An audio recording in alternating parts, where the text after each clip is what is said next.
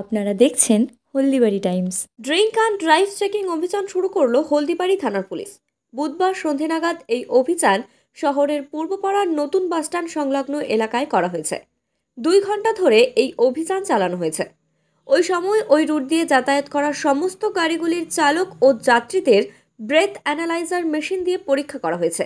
এছাড়াও গাড়ি বাইকের বিকট শব্দের হর্ন চেক করে পুলিশ।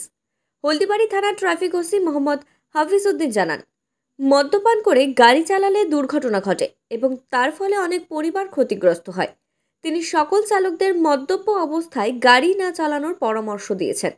মদ্যপান করে গাড়ি চালিয়ে যদি কেউ ধরা পড়ে তাহলে ট্রাফিক পুলিশ গাড়িটি আটক করে আইনানুগ ব্যবস্থা গ্রহণের কথাও বলেন। এছাড়াও গাড়িগুলির বিকট হর্ন বিষয় নিয়েও লাগাতার অভিযান চলবে।